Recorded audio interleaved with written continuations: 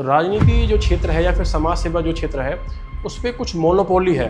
जैसा चले जाइए चौधरी देवीलाल यूनिवर्सिटी है, और थोड़ा इधर आइए भिवानी में चौधरी बंसीलाल यूनिवर्सिटी है, अहिरवाल के अंदर सेंट्रल यूनिवर्सिटी है। आज पलवल से कोई व्यक्ति चंडीगढ़ की तरफ जाता है जो इस सरकार ने किया नॉन जाट पॉलिटिक्स, जाटों को सत्ता में ना लाना। आप भी उसी परिवार से आते हैं, जाट परिवार से। ये बेफालतू का भ्रम है कि जाटों को बीजेपी ने सत्ता से बाहर रखा। ये मलिक साहब गवर्नर रहे जम्मू कश्मीर, जब धारा 370 हटी।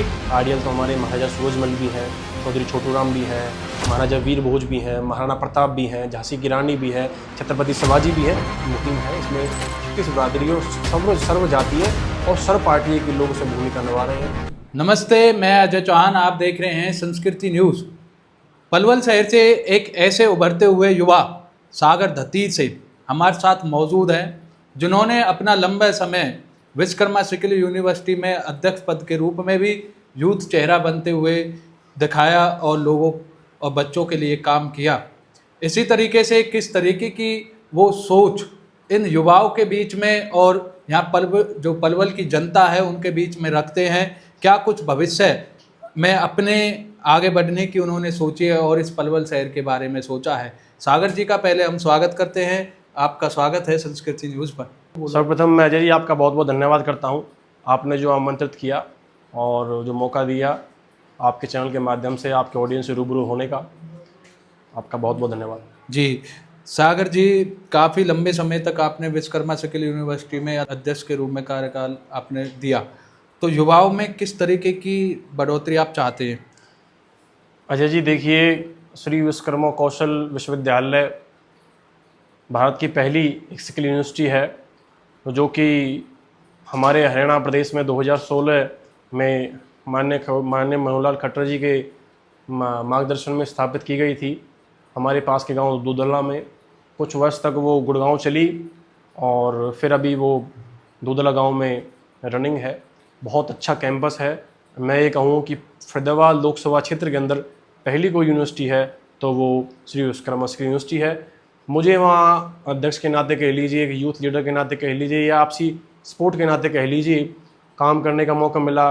विद्यार्थी परिषद का दामन हमने थामा, विद्यार्थी परिषद से बहुत कुछ हमने सीखा, बहुत सीखने का मौका हमको विद्यार्थी परिषद में रहते हुए वहाँ पे काम करने के दौरान सीखने को मिला, और युवाओं का वहाँ पे साथ मिला, युवाओं के मुद्दे हमने उठाए और उसमें काम किया।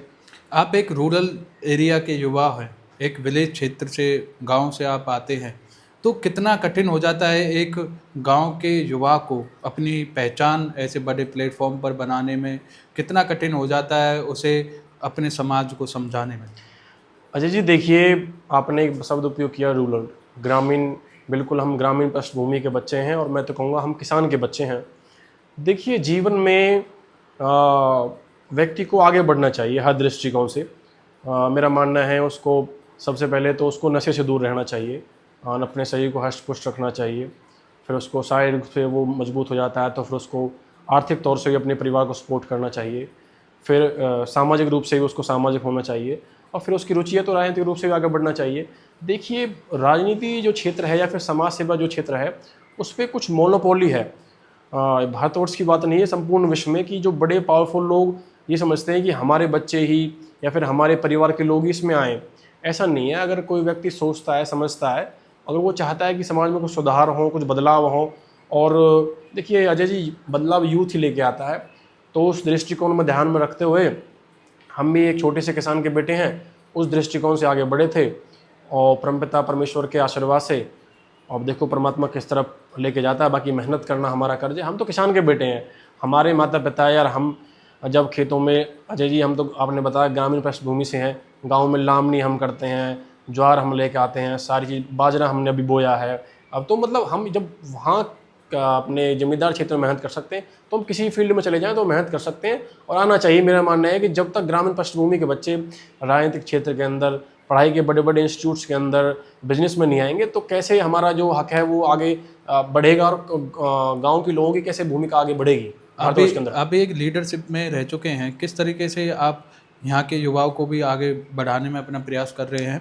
और किस तरीके से ग्रामीण क्षेत्र की जो एक प्रिस्क्रिप्शन है, एक जो परसेप्शन है कि ये कुछ नहीं कर सकते, गांव में ना लैंग्वेज का ध्यान रखते ना कुछ का, तो उसे किस तरीके से आप भी इनको चीज़ों को टैकल कर रही है? देखिए अजय जी, ऐसा नहीं है। हरियाणा एक, हरियाणवी एक, और दूध दही का खाना उड़े अपना हरियाणा, ये हमारी टैगलाइन हमारे हरियाणा प्रदेश की शुरू से रही है। और मोस्टली हरियाणा तो मैं कहूँगा एक गाँव ने हरियाणा को बनाया है। गाँव से खिलाड़ी निकलते हैं और ग्रामीण बच्चों की हर जगह भूमिका है। थोड़ा लैंग्वेज का बैरियर होता है, मैं मानता हूँ कि थोड़ा हमारा जो देसीपन है वो हम शहर के मुकाबले जो थोड़ा चीज़ों को कवर अप नहीं कर पाते हैं, लेकिन उनके अंदर उतनी ईमानदारी, मेहनत, डेडिकेशन, लगन बहुत ज़बरदस्त होती है। और आपने युवाओं की बात की, देखिए मैं विद्यार्थी परिषद में रहा विद्यार्थी परिषद ABVP में रहने के दौरान मुझे बहुत कुछ सीखने का मौका मिला। विद्यार्थी परिषद ने मेरा चरित्र निर्माण किया, मुझे मतलब एक राष्ट्र के लिए किस तरीके से सोचा जाता है, कैसे आगे बढ़ा जाता है, बहुत कुछ सीखने का मेरे को वहाँ मौका मिला। और देखिए युवाओं की भागीदारी तो ऐसी है, अभी हमारे वर्तमान में हरियाणा के youth and development sports minister और जुडिशल डिपार्टमेंट उनका CF साहब के साथ अटैच है, हमारे बड़े भाई गौरव गौतम जी हैं। तो बहुत अच्छे दृष्टिकोण से वो युवाओं को लीड कर रहे हैं, एक पॉजिटिव संचार है इस पलवल विधानसभा क्षेत्र के अंदर। गौरव जी इतनी कम उम्र में 35-36 साल की उम्र में हरियाणा प्रदेश के अंदर इस पलवल का प्रतिनिधित्व कर रहे हैं। तो आज एक युवाओं के अंदर वो सोच है कि वो भी किसी भी क्षेत्र में जाएँ तो वो आगे बढ़ सकते हैं, चाहे वो पढ़ाई के क्षेत्र में। उनको एक जुनून है कि गौरव जी इतने बड़े पद पर पहुँच सकते हैं एक सामान्य परिवार से आके, तो हम भी हर क्षेत्र में आगे बढ़ सकते हैं और पहुंच सकते हैं। तो वो भी गांव से आते हैं, ऐसा नहीं है पलवल आगे है और गांव के बच्चे भी बहुत आगे हैं। मंत्री जी का जिक्र आप कर रहे हैं, खेल मंत्री गौरव गौतम जी का, तो किस तरीके का सहयोग अपने क्षेत्र में 28 साल बाद ये पद मिला, युवाओं को लगता है, एक उम्मीद दिखती है उनमें? देखिए क्या है कि अजय जी, मैंने इसलिए जिक्र किया जैसा कि आपने पूछा था कि क्या भूमिका देखते हैं। गौरव जी भी विद्यार्थी परिषद से रहे हैं। गौरव जी एक बहुत ही सामान्य परिवार से निकल कर यहाँ पहुँचे हैं और वास्तव में वो एक प्रेरणा के केंद्र है हमारे मेरे जैसे सैकड़ों लाखों युवाओं के लिए। पलवल मैं बताऊं, गौरव, मैं जब विश्वविद्यालय अध्यक्ष, इकाई अध्यक्ष घोषित हुआ विश्वविद्यालय से, उसके बाद अजय जी मेरे को एक जिम्मेदारी और मिली जिला संयोजक की। जिला संयोजक मतलब कि जिला अध्यक्ष मैं रूप में कह सकता हूँ विद्यार्थी परिषद ABVP का। तो हमने बहुत सारी इकाइयाँ घोषणा की। हमने अम्बेडकर कॉलेज में भाई अपने यश राणा जी को अध्यक्ष बनाया, हमने SD कॉलेज में तुषार जी को बनाया, और सरस्वती कॉलेज में बहन साक्षी को बनाया, हथियन के कॉलेज, होडल के कॉलेज, NGF कॉलेज, हर जगह हमने कई घोषणाएं की। और एक मजबूत विकल्प छात्रों के बीच में छात्र नेता हमने नियुक्त किए, विभाग में काम किया अपने भाई पुष्पेंद्र जी के साथ मिलकर। हमारे प्रदेश संगठन मंत्री श्याम कुशवाहा जी उस समय हुआ करते थे और मुझे स्पेशल वहाँ हम दोनों को बुलाया भी गया, भाई ऐसा लड़का क्या कर रहे हैं कि इतनी सारी इकाइयाँ, इतनी सारी भूमिकाएं। तो जब हम आगे बढ़ते हैं तो जुनून हमारे अंदर पैदा होता है। देखिए अजय जी, मैं आपको फिर इस बात को दोहराना चाहता हूँ, इस समय पलवल किसी भी मामले में पीछे नहीं है, अग्रिम भूमिका में है और एक पॉजिटिव संचार हरियाणा प्रदेश में पलवल का बना हुआ है। मैंने जिला संयोजक का जिक्र किया, जब मैं जिला संयोजक था तो पूरे हरियाणा में मुझे भ्रमण का मौका मिला। 2014 से पहले का पलवल और अब का पलवल बहुत अंतर है। आप देखो, लोग लालसन लगाते हैं जो जैसा भी है। अब मैं मानिए, आप अपने बच्चे को 5,000 रुपये दीजिए, अजय जी आप अपने बच्चे को 5,000 रुपये दीजिए, ले बेटा ले बेटी 5,000 रुपये हैं, हरियाणा प्रदेश का भ्रमण करके आप पलवल को छोड़ दीजिए, आप भाई हिसार चले जाइए, हिसार में चौधरी चरण सिंह यूनिवर्सिटी, सिरसा चले जाइए, चौधरी देवीलाल यूनिवर्सिटी है, और थोड़ा इधर आइए भिवानी में चौधरी बंसीलाल यूनिवर्सिटी है, अहिरवाड़ के अंदर सेंट्रल यूनिवर्सिटी है, और थोड़ा आप आगे की तरफ जाएंगे तो आपको भिवानी में यूनिवर्सिटी मिलेगी। रोहतक तो हब है, MD university, Maharshi Dayanand university, PGI college वहाँ पे, वो फिर जींद के अंदर जाएंगे जहाँ आज मोदी जी आए हुए हैं, वहाँ पे रणवीर सिंह यूनिवर्सिटी, और फिर आगे आप सोनीपत पानीपत वो हब है, कुरुक्षेत्र के अंदर कुरुक्षेत्र यूनिवर्सिटी है, और फिर आगे बढ़ गए। तो इतना डेवलपमेंट वहाँ के लोगों ने किया। आज पलवल का प्रतिनिधित्व इतना ज़बरदस्त है।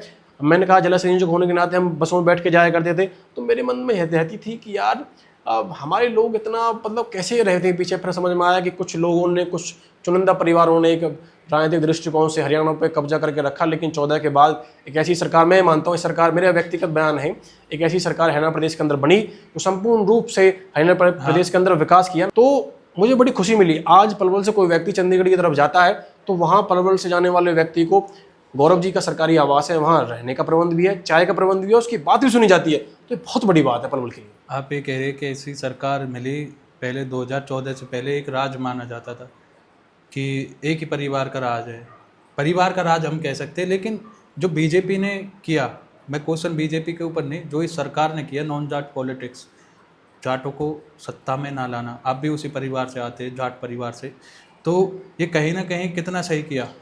देखिए अजय जी, ये परसेप्शन है एक युवा होने के नाते। युवा कौन है? युवा सत्य और असत्य को तराजू में धर के तोले। और अजय जी देखो, मुझे बड़ा सौभाग्य हुआ कि विश्वकर्मा से मैंने MBA की, अभी मैं PhD कर रहा हूँ उसी से। तो हमारा स्पेसिफिक टॉपिक है रिसर्च मेथोडोलॉजी। तो थोड़ा रिसर्च करना चाहिए युवाओं को। ये बेफालतू का भ्रम है कि जाटों को BJP ने सत्ता से बाहर रखा, ये अपोजिशन भ्रम फैलाता है। कैसे रखा भाई बाहर? भाई हरियाणा में जाटों के इतने बड़े नेता हुए हैं अभी भी। ओम प्रकाश धनखड़ जी जब सरकार 2014 में बनी तो कैबिनेट मिनिस्टर थे। सुभाष बराला जी हैं, वो जाट नेता नहीं है, वो राज्यसभा सांसद हैं।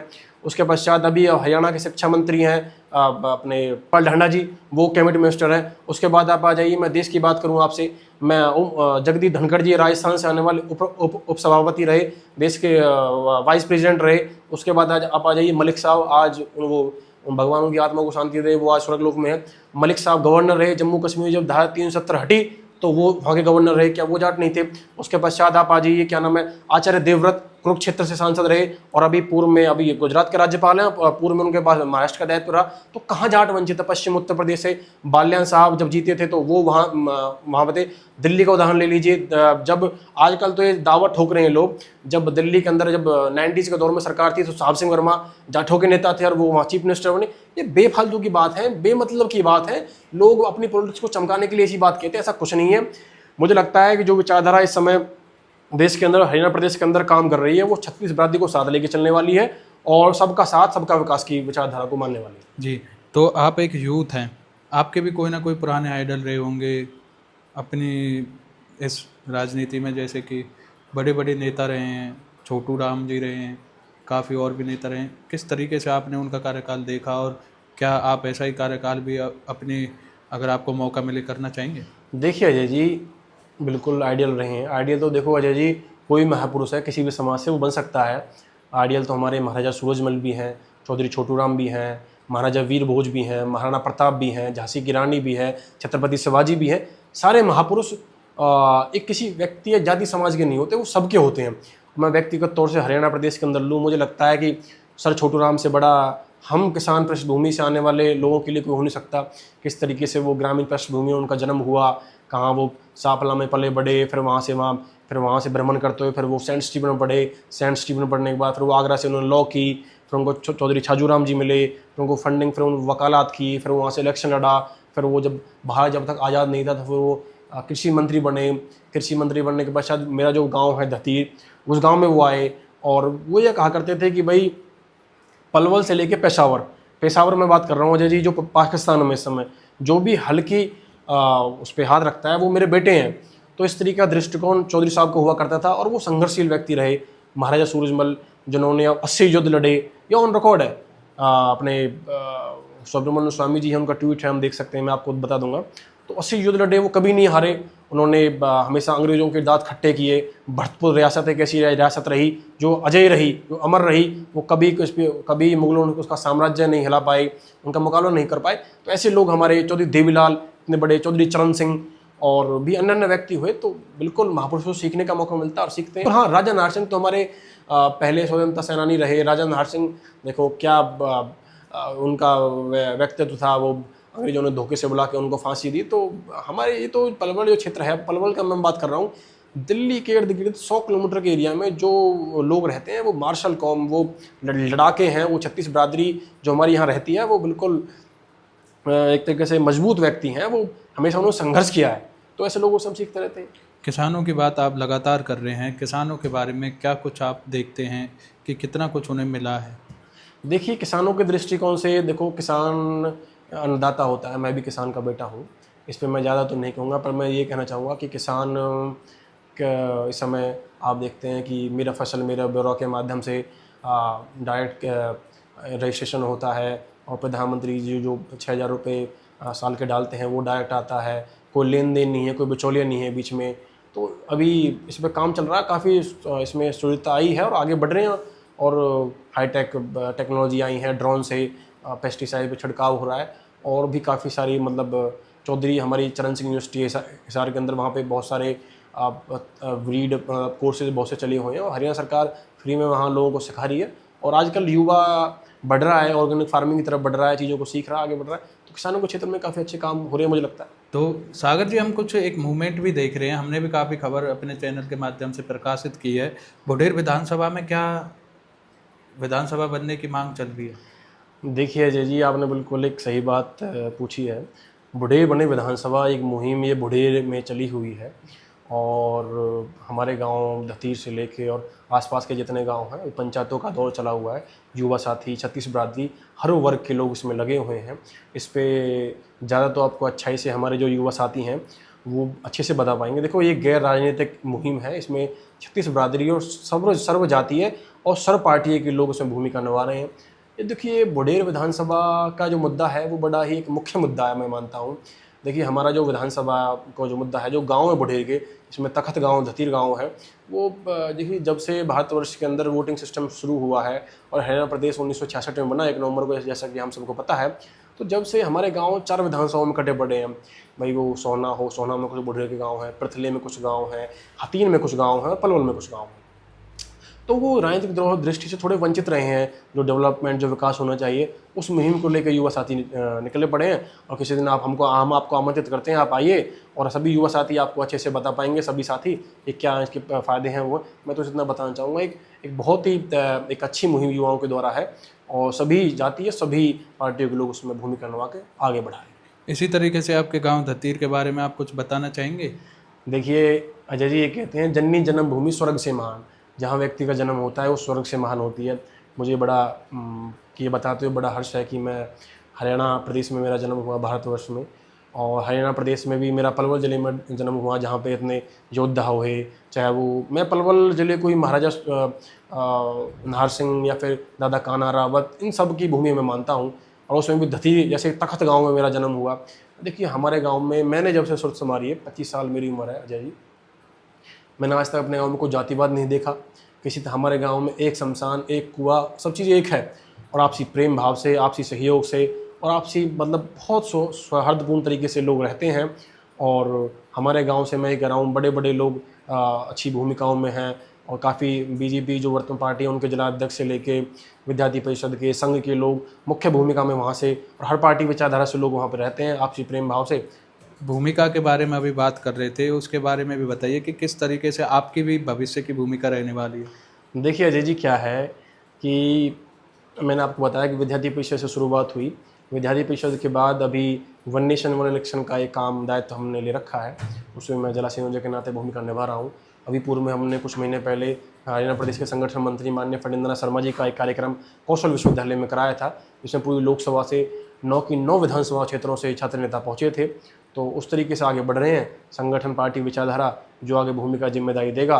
देखिए, हर युवा के अंदर मेरा मानना ये है कि चराई वहती, चलना ही जीवन है और आगे बढ़ना ही जीवन है, और अपना काम करते चले जाना है। जो दायित्व मिलेगा, जो चीज़ मिलेंगी, उनको भूमिका से निभाते हुए, रोजगार के माध्यम को साधते हुए, परिवार को सपोर्ट करते हुए, गांव समाज दोस्तों के मुद्दों को उठाते हुए, सबका सपोर्ट करते हुए आगे बढ़ेंगे। जो भविष्य में गर्भ में क्या छपा हुआ है कुछ पता नहीं है, सब भगवान भलाई करेंगे, मुझे विश्वास है। जी, धन्यवाद सागर जी हमसे बातचीत करने के लिए। और काफ़ी अच्छी ये चर्चा मेरे हिसाब से रही है एक युवाओं के ऊपर, अपने इलाके के ऊपर। तो इसे ज़रूर आप देखें, और हमारे संस्कृति न्यूज़ पर ये पूरा प्रकाशन आपको देखने को मिल रहा है। तो ऐसे ही देखते रहें संस्कृति न्यूज़। मैं अजय चौहान। धन्यवाद जी। धन्यवाद।